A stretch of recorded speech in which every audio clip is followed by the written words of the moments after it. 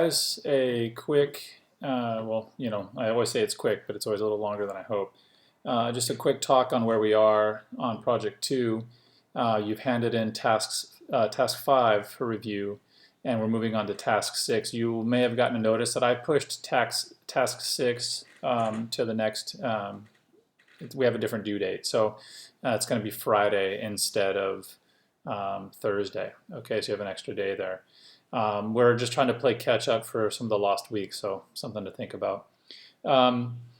For this one thing I wanted to clarify, because I had a question about the revisions. When you're turning in your comps and I'm reviewing them and giving you feedback, in our milestones under the main project here, we see that on due dates you have tasks 3 and 4 refined and task 5 comps review. So when we're saying tasks 3 and 4 refined, I don't need you to hand those back in to me. Typically in an actual classroom setting, which we had planned to do, we'd be meeting in groups and reviewing those refinements along the way. So you're doing iterations, refining them, and then we're reviewing, and then you're going back. So I don't need you to hand those in necessarily. This is more for you to stay on task with everything, so that by next week you're able to turn in your, the candidates you want for the final 6 before we do task 7, and then turn the finals in on May 1st. Okay, so just be aware of that. You don't have to hand those in necessarily. If you do want to submit them with your, let's say you wanted to get some feedback on some of your revisions, just turn them in under the task 5's assignment tab, here, and I'll review those as well. I'll make a note in the comments if you want to go back and do that if you haven't. So I'll get those reviewed for you as quickly as I can. That's just some info there. So the task 6 examples, I've already talked about those in the prior video, so you have examples that I've shown you. So you can see a range of what would be considered experimental, okay? And ultimately your version of that is up to you. I will ask, because you have multiple versions to do, if you want to go kind of light on the experimentation on some, push it on others, okay? And again, revisit the video if you have any questions for some examples, okay? Another thing, a lot of times when you get into the experimental things and you want to break things up and kind of go to town with things, you can do that in InDesign fairly easily. Some people feel more comfortable in Illustrator with that, and that's fine.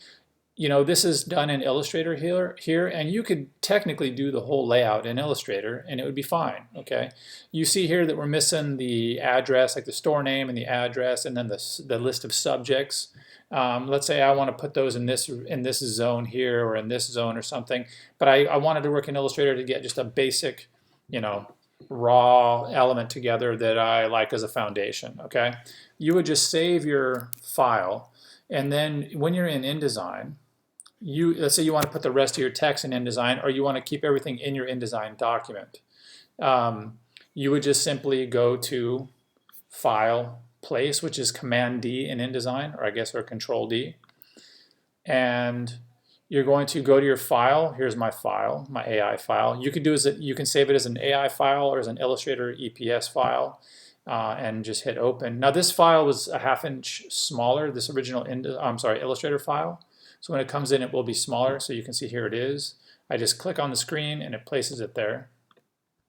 Okay.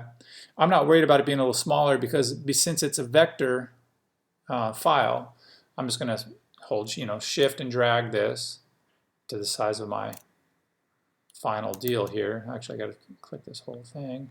Shift Command Option, and that'll do it for me. Okay. So the Shift Command Option, when you're sizing that vector up, make sure you hold the Shift Command Option to scale that up and then drag it from the corner. So now I have it in here. I could go in and create a text box and apply the text however I want to apply the rest of the text. Okay. And you'll see now that this essentially shows up as a link. So if I go under my links, which is under Window, Links, you'll see that this is listed here, this magmaexperimental.ai. Okay. And so you'll just want to make sure that whatever is linked to your file, to your main file, your main, Magma task 6 file or task 5, whatever it is, if you have any linked files, that those always go with you to wherever, especially if you're going to take them somewhere or go on another computer or to print them or anything, you always got to make sure your linked files are with you. Okay. You can see this one here. your links palette will always tell you what's happening. Here's a little warning symbol, okay? And it says it has been modified, okay? So that file, that file had an issue, so that file had to be resaved and put in the same folder, but it's been updated. So what I need to do is hit update link, and it takes care of it. Okay, so if you go into your links palette and you see any kind of warning signs, that's going to be something that you want to take care of. Okay, so you're going to so if I had to relink that file, if you hover over these, it'll say to go to link. So if I'm talking about going to the link, it'll just take me right to the image that I'm concerned about. If I want to relink it, I could click on that. I could go. Well, it took me right to my links folder. Let's say I wanted to change it, or let's say I don't know why I would want to change it here, but let's say I did. I can change the file and keep it in the same container. Let me undo this here, and I'm going to keep this as a file that I have not updated yet. If I wanted to keep all of these items together, I would have, and I have pages in here, okay, but I only have a couple links. I have this and I have this, okay, but there's an issue with this link. Let's say I don't realize it yet. If I want to go to File, Package, that's going to make sure that I put my file gets saved with all of the links and all of the elements that are linked to the file. Okay, so if I go to Package, you're automatically going to see, wait a second here. Links and images, 2 links are found, 1 is modified. So I need to take care of that before I package the file. Okay. Another thing, if you're going into a print situation, it'll also give you a warning for any items that are using an RGB color space if you're going into a print situation. So you might see that and go, oh my gosh, my link is an RGB link. I need to go back to that original file and make that a CMYK file. Okay, so let me show you. If I go to here and I update, okay, so now technically I'm good. All right, and now I go to File, Package. I'm still going to see that issue because it's warning me that one of these are using an RGB color space. Okay, so if I go to that original file and I convert it to, let's bring that into Photoshop. Sorry, this would take a second. I should have had my Photoshop open. But this file, because it's an RGB file, if I go to image mode and I make it CMYK, which is better for a print situation, for our purposes, because we're doing everything via screen, CMYK is fine. I'm sorry, RGB is fine, okay? So as we know, RGB stands for red, green, and blue. That's anything on a screen, your television, your computer, whatever it is, use those 3 colors to make all the rest of the images you see, right?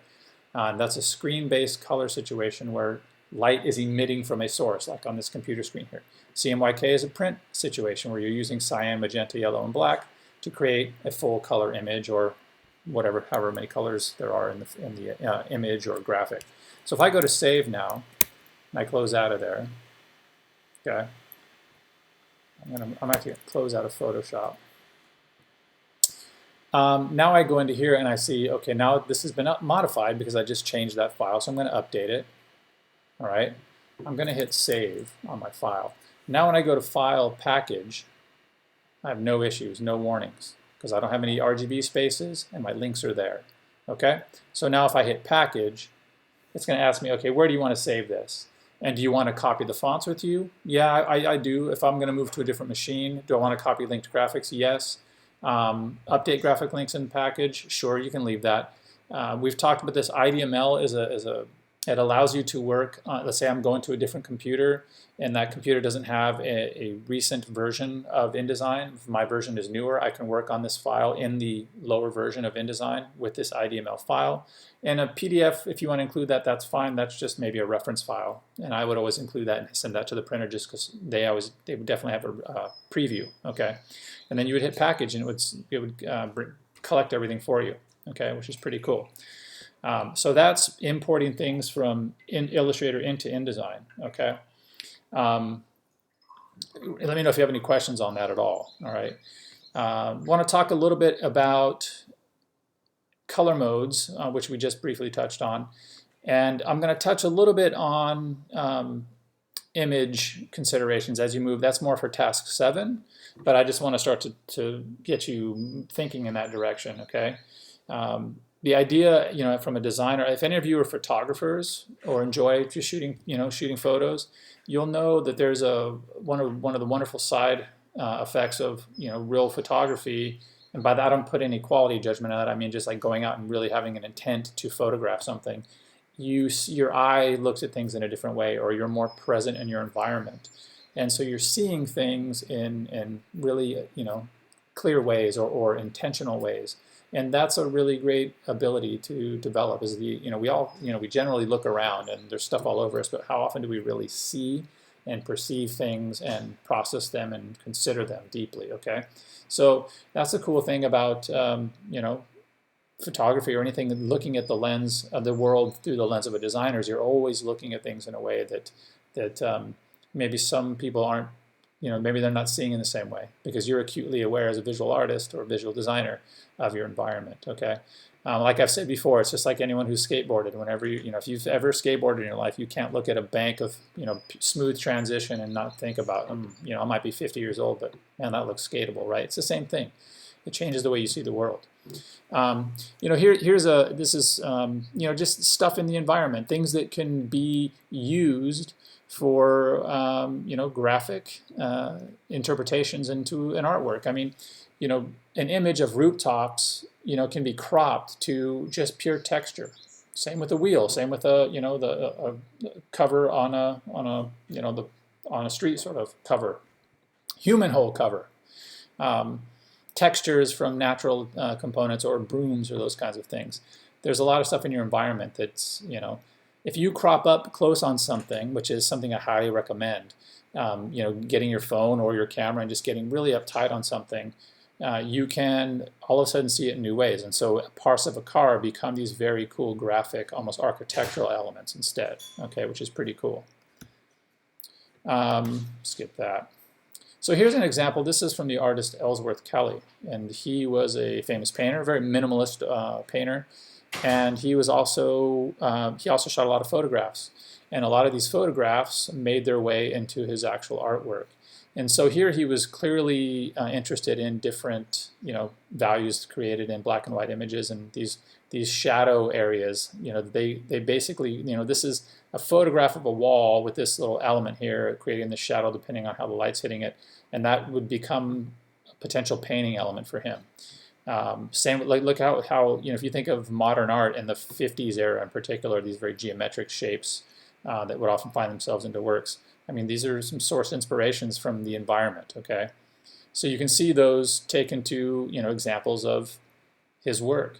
Think about task 4 that we just did. Okay, reversing type out of a shape and those kinds of things. I mean, this is very much like task 4. You could use this for your color examples. Like if you did any fields of color, you can bring these shapes into your compositions and apply color to them in ways that create a more dynamic layout. So, and then as you get into the experimental stuff, right now on task 6, it's endless what you can do with these types of things. And I showed you some examples. There's a black and white or black and red example. I've talked about this one a couple times that showed you, someone bringing in a shape as a background and letting, kind of incorporating the type into that shape, and it just looked really cohesive and together and dynamic at the same time. Okay, so this is Ellsworth Kelly, and these works that we just looked at in those shadow photos are directly connected to these works here. Okay, and you can see, I mean, some people look at this and go, what? Come on. I mean, I love this type of stuff. But these are essentially, what you're working on right now. I mean, or at least foundational compositions that are similar to some of the things that you could be doing. Okay, which is kind of interesting. So keeping an open mind is important. Okay, these are just studies and sketches of some of the same stuff. And again, it's a matter of there's the question might be, well, I don't know what, what do we do? The question is, what don't you do? It's your call. I mean, it's really, there's no set parameters here that we're giving you, especially when it gets into the experimental phases or the using imagery phases.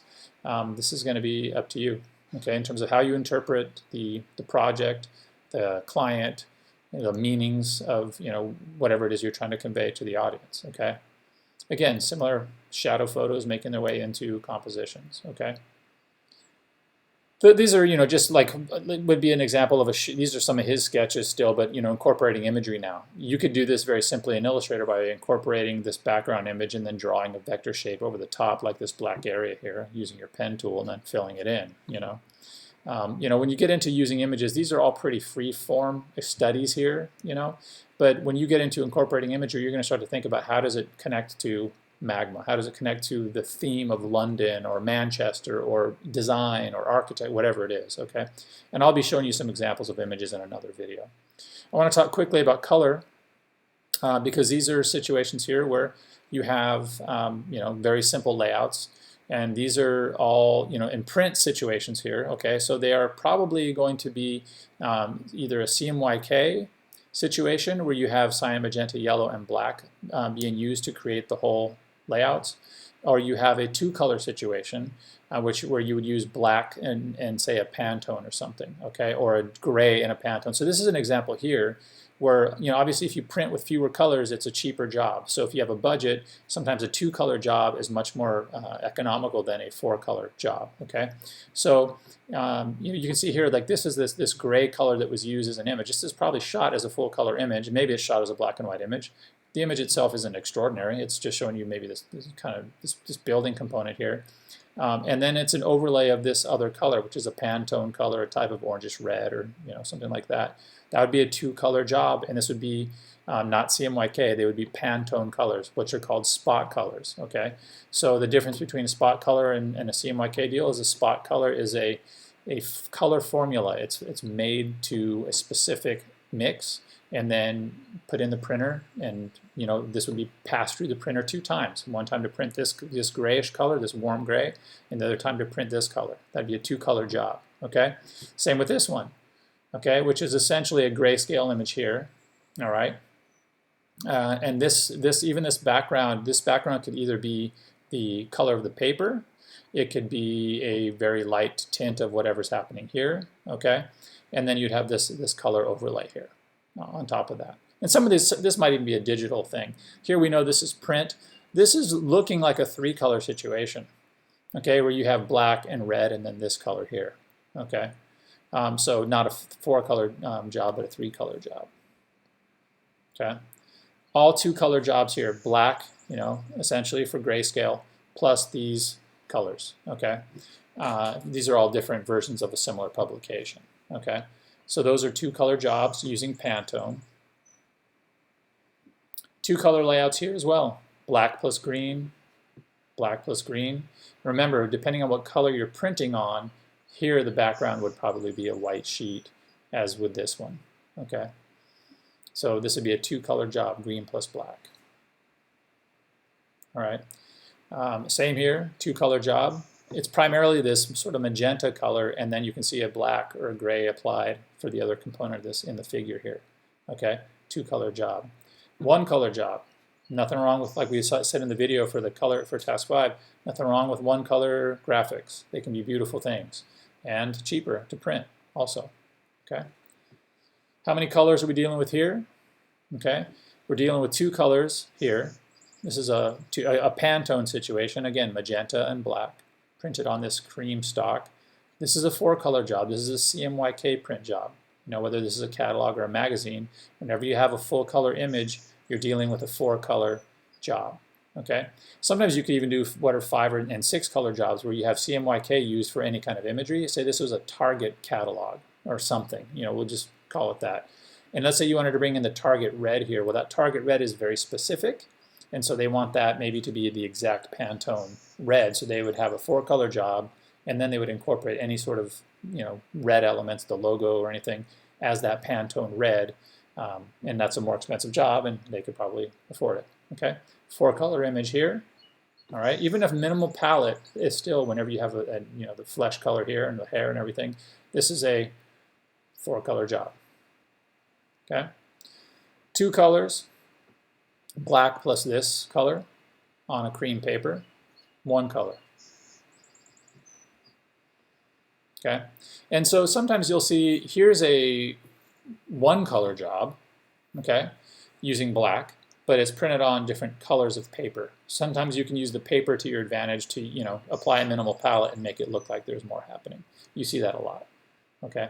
And you'll see colors where you have a dark blue and a specific red, and then they start to use, tints of those colors, and it looks like there are more colors than just the two colors, okay? All right, so this would be a 2-color deal here. If this is a white paper, this could even be a 1-color where they're using whatever this gray is. Okay, you can see this is like a warm gray on the darker side. You could do a very light tint of that gray here for the background, and it would be, you know, a 1-color job. Sometimes you got to be careful if you use a really light tint. You'll see more of the dots because the prints are laid down in dots, depending on the type of printing. But this might be a 2-color job here. Okay, 2-color job, 1-color job. Okay, and you know, again, not to belabor the point here. I mean, you see situations like this too, where you have a really kind of fancy slipcase that this publication goes in.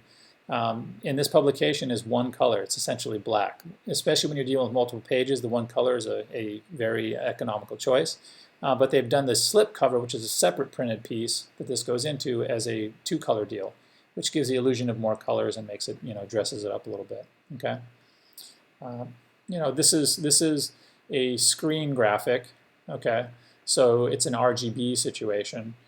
Even though it's minimal in the palette, it's still using the red, green, and blue to make those colors. Okay, and I'm including in a discussion in where this video will be posted some links to you for color mode information, so you can research this stuff further. Okay, 2-color job here, and again, here you go. Now you're dealing with websites. Okay. And this is, you know, when you get onto the web and you get onto screens, it doesn't matter how many, how many colors are on your images. It's always made up of red, green, and blue. Mixes of those 3 colors make the full colors. Okay. Even in this website, you know, it's still an RGB website, even though it uses only grayscale images and black type. Okay. So stuff to be aware of when you're dealing with color and you're dealing with images. I'm not going to get into bringing, you know, images into InDesign. We talked a little bit about that already, but I'm not going to get too deeply into images right now because I want to keep this short, and we'll focus on images in the next video. Any questions, let me know, and we'll go from there.